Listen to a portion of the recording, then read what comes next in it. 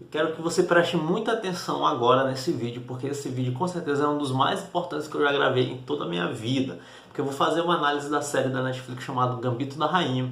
E nós temos nessa série, eu vou trazer aqui uma análise psicológica, eu vou trazer aqui 3 chaves que são assim, extremamente problemáticas para gerar crises psicológicas, crises emocionais nas pessoas. Tenho certeza que tu vai se encontrar e se encaixar em uma dessas 3 chaves, que são, né, uma rivalização entre figura feminina e figura masculina, primeiro ponto. Segundo ponto que eu vou trabalhar é o apego ansioso lá na infância e o desejo de afeto, né, que a gente encontra em muita gente esse desejo de afeto. E o terceiro ponto é um ponto de amadurecimento.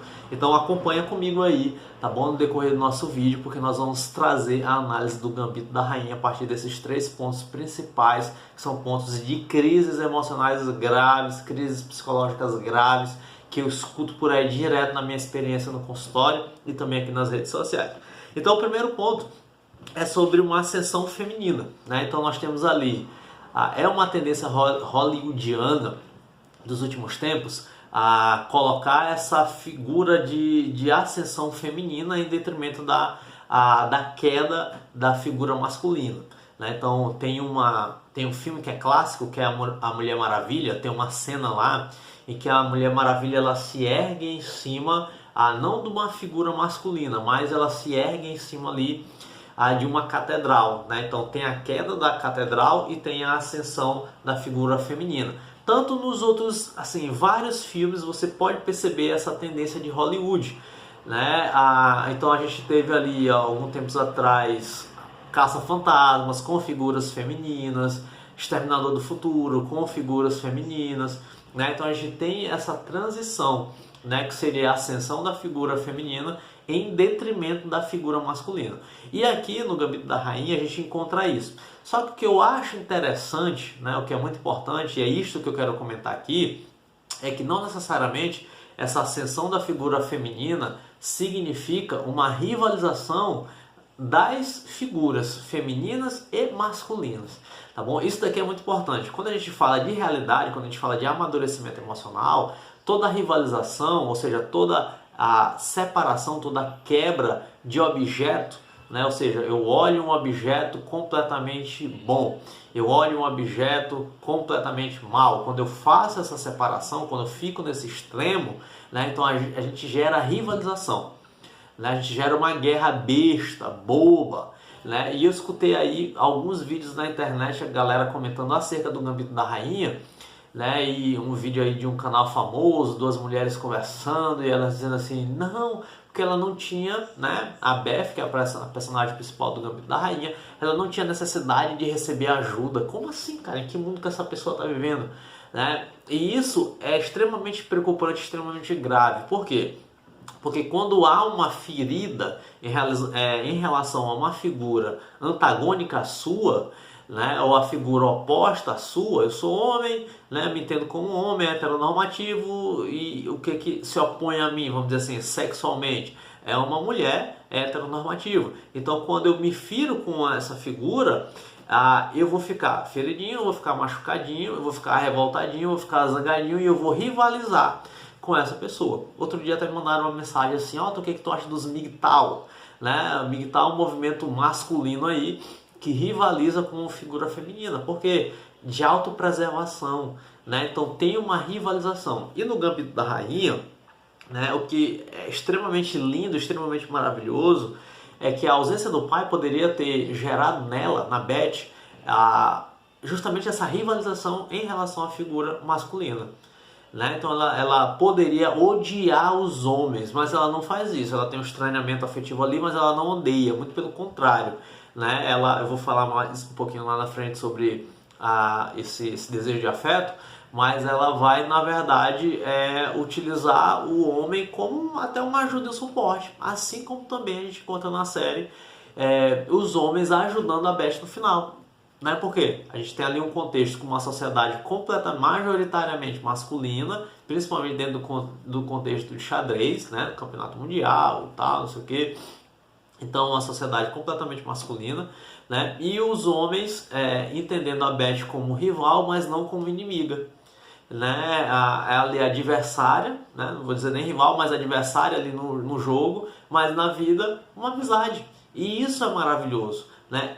Essa, vamos dizer assim, é a integração da realidade, né? Se você é homem, se você é mulher, independente da tua orientação sexual, se tu rivaliza com o sexo oposto, né? Então você é infantil, você não consegue ver, você não consegue enxergar o objeto total. E nós temos várias tradições místicas, nós temos várias tradições filosóficas, nós temos várias tradições psicológicas que vão entender essa integração da figura feminina com a figura masculina.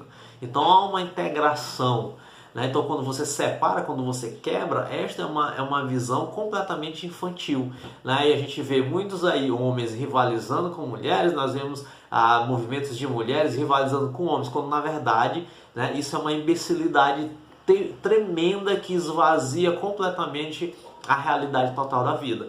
E aí no Gambito da Rainha a gente consegue observar muito bem esse movimento, né? Tem uma ascensão da figura feminina da Beth ali, né? Mas também ela aceita muito bem essa ajuda dos homens, e isto é maravilhoso, né? E assim, a integração da realidade total, ela parte justamente por isso, né? Jamais pela rivalização, mas pela integração dessas duas figuras. Então esse é um ponto muito importante. Não vou me aprofundar no assunto, é só uma pincelada, porque senão o vídeo vai ficar muito grande. O segundo ponto que a gente consegue observar no Gambito da Rainha e que gera muitos traumas, nossa, isso daqui gera trauma demais, é o apego ansioso ali na infância. Então John Bowlby, que é um psicanalista ali, meio psicanalista, alguns vão dizer que não, outros vão dizer que sim, mas o John Bowlby, ele vai trabalhar justamente esse padrão inicial de afeto, né? Então ele vai dizer assim, opa, dependendo de como é ali o modelo inicial de afeto, isso se replica durante a vida. E o que a gente pode observar ali na Beth, né? Na Beth Harmon? A gente vai pegando alguns flashbacks ali, né, durante a série, e a gente vai perceber que a Beth, ela é rejeitada, ela é abandonada pelo pai, né? Rejeição, abandono, é mais um abandono ali pelo pai, né, pela essa figura paterna. E a gente observa também uma rejeição da mãe. A mãe não sabe o que fazer, tanto que tenta suicídio ali porque ela não sabe o que fazer. Então tem ali também uma rejeição da mãe. A mãe ali, a gente observa uma insegurança. Então vamos lá. Então o abandono do pai, né? O abandono do pai vai caracterizar isso daqui. Eu escuto muito na clínica, né? E é um fenômeno natural até por pessoas que passam por abandono da figura paterna, né? Vai gerar insegurança, né? Vai gerar baixa autoestima, vai gerar sensação de incapacidade, vai gerar até desejo, né, por se relacionar com uma pessoa, por exemplo, que vai prover, né, o lar, que vai prover a vida, né, vai gerar dependência emocional, dependência afetiva. Então nós temos assim vários prejuízos em função dessa contingência de abandono de figura paterna, né? E aí a Beth ela parte na série, ela parte ali por um desejo desse reconhecimento, né? Então ela vai desejar o reconhecimento da figura paterna ali muito na função, principalmente do zelador, né? Então quando ela olha ali o zelador, né, uma figura masculina, uma figura muito paterna que vai ensinar as regras do xadrez para ela, isso daqui é muito importante, né? Porque a Beth, ela meio que ela não tem isto, né, de regra, de seguir regra, ela tem dificuldade, ela se entedia muito com o jogo burocrático do russo, né, do Borgov, né? Então ela fica entediada. Ele é muito burocrático, ele segue todas as regras, ele não improvisa nem nada disso, ele não tem expressão, ou seja, ele é a figura da lei ali, né? Ele é essa figura paterna, ele é essa figura do limite. E na nossa constituição psicológica e psíquica, a gente precisa disso. A mãe, vamos dizer assim, né, que seria essa energia feminina, né, que o Jordan Peterson vai chamar de caos, por exemplo, né? Vai ser essa energia criativa, vai ser essa energia do infinito, da expansão, da criação, da matéria criadora.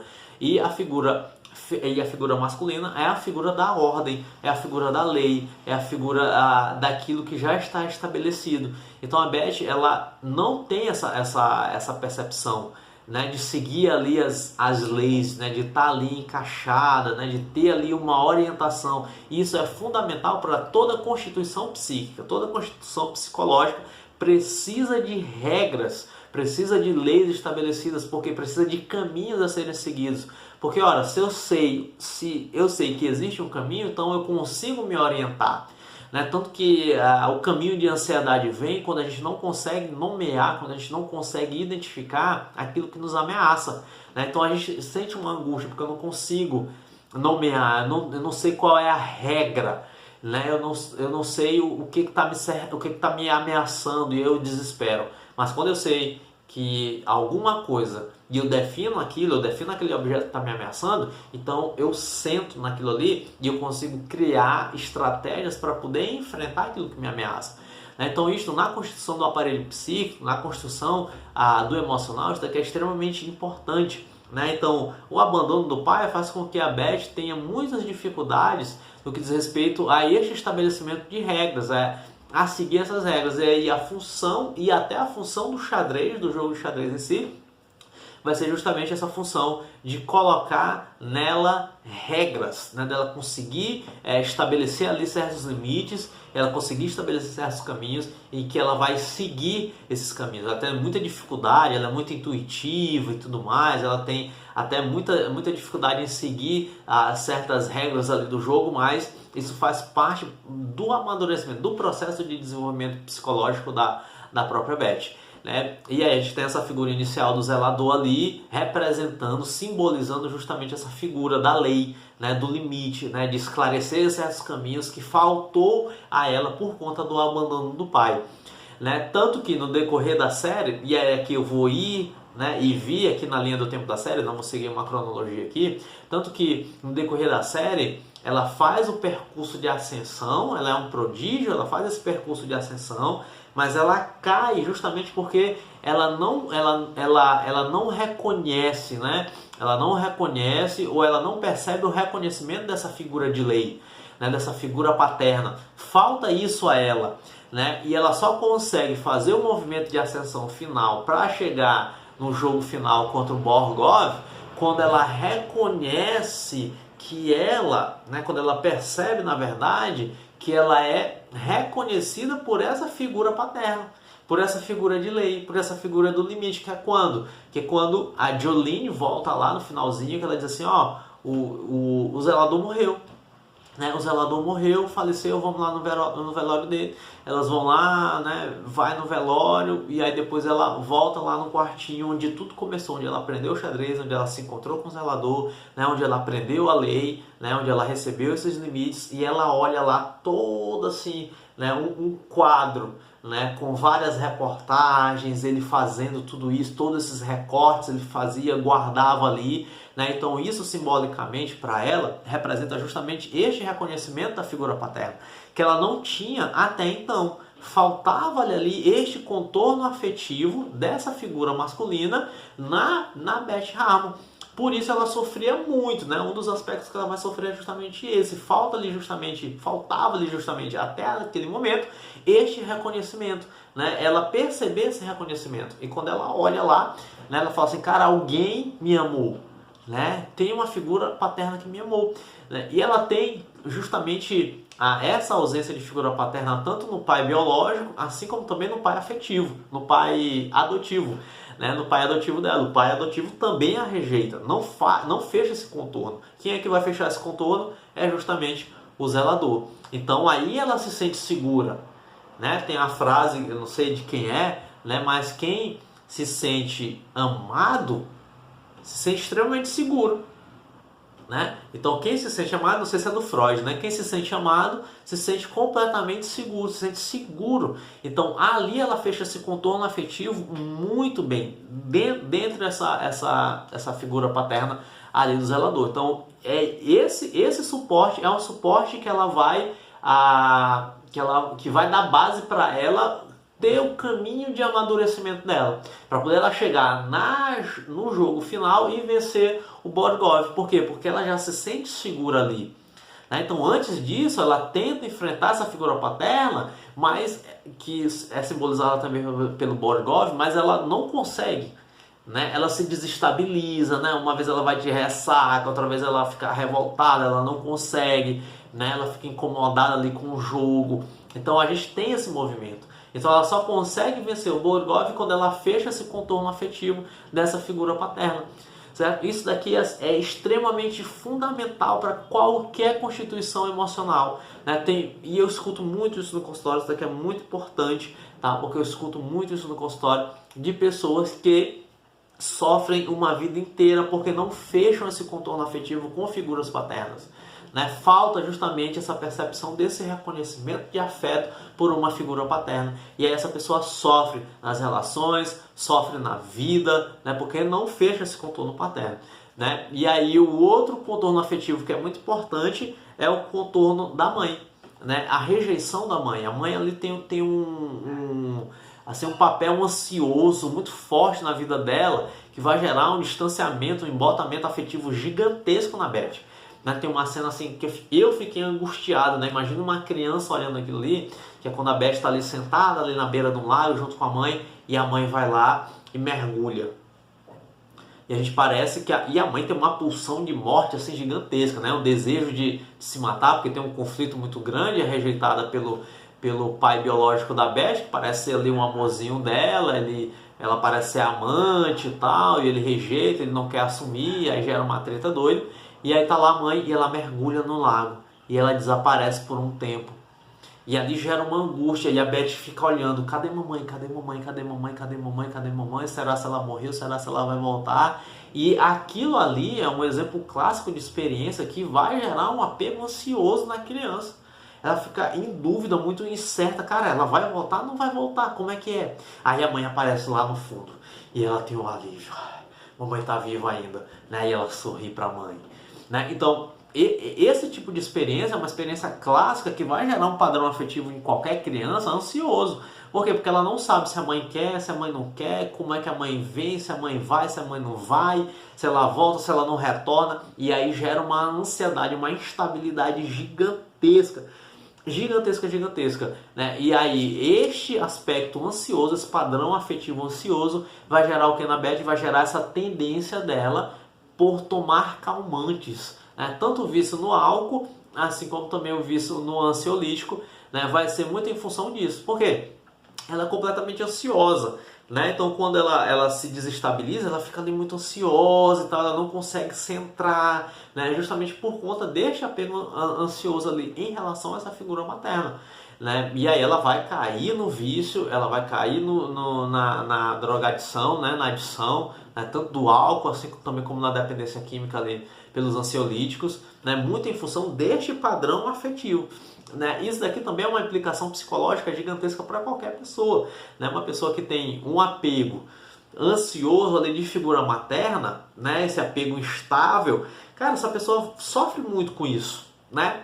Ou de ausência total, ou de proteção total, ou de uma instabilidade, né? E aqui a gente tem a frase do Winnicott, né, que vai dizer assim, a mãe ela tem que ser suficientemente boa, ela tem que proteger, mas ela tem que dar falta também, né? Então quando esse papel não é equilibrado, quando há muita falta, muita ansiedade e insegurança, quando há muita proteção, né, de igual modo vai ter a ansiedade e insegurança porque está muito protegido, né? Então a mãe ela tem que ter esse papel, essa figura materna tem que ter esse papel, né, de ser suficientemente boa, né? Tem que dar a falta, mas também tem que proporcionar o afeto, tem que proporcionar o carinho, né? E eu não me esqueci o nome de um teórico da psicologia que diz assim, ó, o amor de mãe é tipo assim, a criança, né, uma pessoa tá numa boca do jacaré ali, né? Se essa mãe for muito possessiva, a boca do jacaré come, né? Como se fechasse ali, né?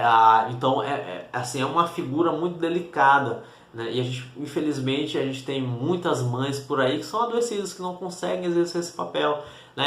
Seria um papel ideal, dar falta, né? Depois dar segurança, né? Então esse equilíbrio logicamente é pessoal, né? Esse equilíbrio muitas vezes é da percepção da própria criança, muitas vezes que extrapola a mãe, né? Então é um ideal, é um caminho, mas que ele é construído na experiência da vida. E o que a gente observa na série é justamente que essa rejeição da mãe, inclusive a mãe para resolver o seu problema, uma mãe muito egoísta, porque estava sofrendo de amor, não tinha um contorno afetivo ali também, sofre de amor e vai fazer o quê? E vai cometer suicídio. Vamos resolver o problema. Qual é o problema? O que eu vou fazer contigo, Beth? Eu não sei. Então eu vou me matar, né? Ou eu vou matar nós duas. E ela vai lá e joga o carro na frente de... tá lá na estrada dirigindo muito rápido e joga o carro na frente de um caminhão que está vindo no sentido contrário. Só que a Beth não morre, né? E aí ela tem todas essas problemáticas para desenrolar e para trabalhar durante a vida, né? E aí o que acontece? Depois que ela fecha, olha só como é o movimento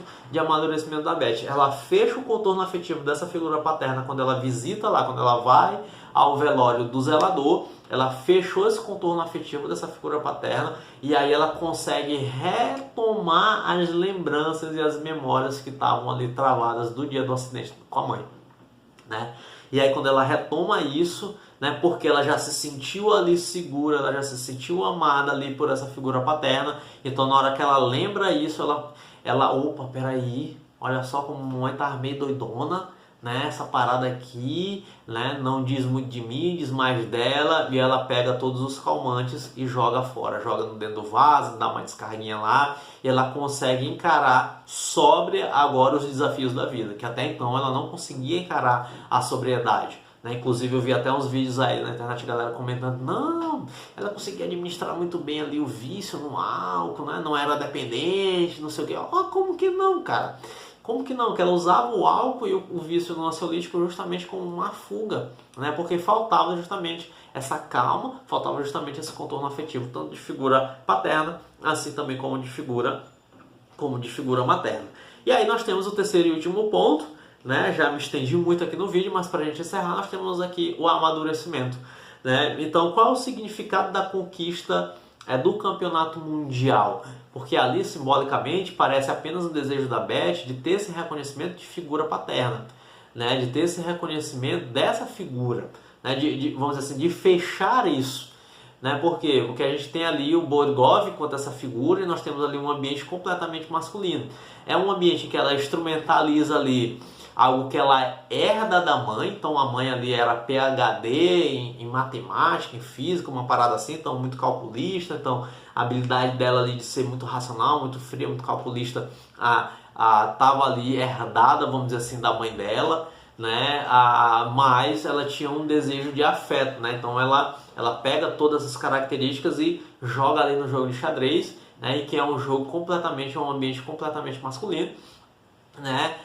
Tanto que ela vence lá o Borgov no último jogo, e o legal, voltando ao primeiro ponto, é que ele não rechaça, ele não fica zangado, muito pelo contrário, ele reconhece, né? Ele fala assim, bom, tá aqui, cara, né? Esse jogo é seu, parabéns, pode pegar aqui o meu rei, aperta a mão, abraça ela, né? E ela se sente muito feliz com isso, né? Ela se sente extremamente feliz, né? Realizada, porque ela conquistou esse campeonato mundial e parece ali que ela teve esse reconhecimento dessa figura masculina. E isso é muito bom. E ela teve a ajuda dos amigos, né? Então, ela teve a ajuda dos amigos, que todos os amigos são homens, né? Então, ela teve essa ajuda dessas outras figuras masculinas. E um detalhe interessante é que essa jogada final, essa partida final, é a terceira que ela enfrenta o Borgov. Na segunda, o que acontece? Quem é que atrapalha ela? Justamente uma figura feminina. Então ela está lá no hotel e ela conhece a Cleo, e a Cleo diz assim, eu tô aqui embaixo, né? Tô em Paris, vem aqui, vamos tomar só um drink. Aí ela vai lá, a Beth desce, né? E aí elas tomam lá só um drink, a câmera fecha, na hora que a câmera abre já tem vários drinks e tudo mais, né? E aí é até a cena inicial da série, alguém batendo lá e ela levantando atrasada, né? Meio de ressaca. Então a figura feminina até gera um atrapalho para ela, né? E isso que eu acho bacana da série, né? Porque tem a parada de sororidade, não sei o que, parará, mas quando na verdade, né, a gente tem por um lado a mãe adotiva da Beth, né, que ajuda ela, né, mas a gente tem a Cleo que atrapalha, né, e a gente tem as outras figuras masculinas todas dando esse suporte para ela, né, e aí ela vence a última partida, a partida final lá, ela é campeã mundial e tal, E é engraçado que até o figurino dela, ela se veste ali com, não sei como é o nome daqui, sobretudo, sei lá, há um casaco, né, ali de pele, e o casaco ali é branco, né, então ela fica ali como se fosse a ascensão realmente, né, então ela se transforma ali, ela vem e tem a ascensão dela ali, ela toda de branca ali na cena final, né, ela passeando ali pela praça ali na Rússia, não sei se é Moscou, acho que é Moscou, né, e ela tá passando por ali e tem vários homens jogando xadrez, né, vários homens. E aí vem de novo, né, o retorno novamente, né, este reconhecimento. Então tem ali vários papais, né, vários papais olhando assim, você não é a Lisa Harmon, campeã mundial? Parabéns e tal, não sei o que. E aí vários papaizinhos reconhecendo ela, né, e ela dando a mão assim para os vários papais. E ali, galera, assim, ali é um ponto final, assim, é um ponto final nesse start de amadurecimento, né? No start de amadurecimento, ali não é o auge do amadurecimento, não é o auge da ascensão dela, na verdade é o início do processo dela, porque ela fecha esses contornos afetivos que faltava, né? Que deixava ela de certo modo instável e aí impedia dela realizar uma tarefa bem realizada, certo? E ali é apenas o start, então ela vai startar ali. Ali é o estágio do amadurecimento dela. E aí a gente chega na nossa questão final, que é, bom, então seria, né, essa chegada lá, né, a última vitória, a conquista do campeonato mundial seria o final da vida? Não. Na verdade, é o início da vida. Né, porque ali é que ela, até ali ela está trabalhando para ela, certo? Até ali ela está com uma luta interna. Certo? E muita gente no processo de amadurecimento passa a vida inteira lutando contra si, né? Lutando ali para vencer a si, vencer os seus próprios demônios. E ali ela vence os seus demônios. E a partir de então, aí a gente amplia a faculdade humana, porque a partir dali é que ela vai poder começar a se dedicar às outras pessoas, né? Então ali é um start, né? Ali não é o final. Na verdade, ali é o início do amadurecimento, né? Então, essa série ela tem várias coisas, a gente poderia trabalhar assim uma série de aulas para falar sobre isso. Talvez eu faça, né, explorando um pouquinho mais esses 3 pontos e jogue lá no YouTube, que vai ficar melhor, fazer um slidezinho bacana e tal. Mas a gente tem esses elementos, né, que eu pincelei aqui, pontuei de maneira rápida, né, só para você compreender um pouquinho a série a partir dessa perspectiva psicológica, emocional e de amadurecimento também. Então, esses 3 pontos eu encontro muito, certo, no consultório e são pontos graves de crises emocionais, tá bom? Então espero que você, se você ainda não assistiu, que você assista e curta a série. Se você já assistiu, espero que amplie um pouquinho a tua percepção simbólica, psicológica, do movimento psicológico da Beth Harmon, que com certeza essa daí foi uma das melhores séries que eu assisti aí nos últimos tempos, tá bom? Então beijinhos, abraços e vamos nos falando.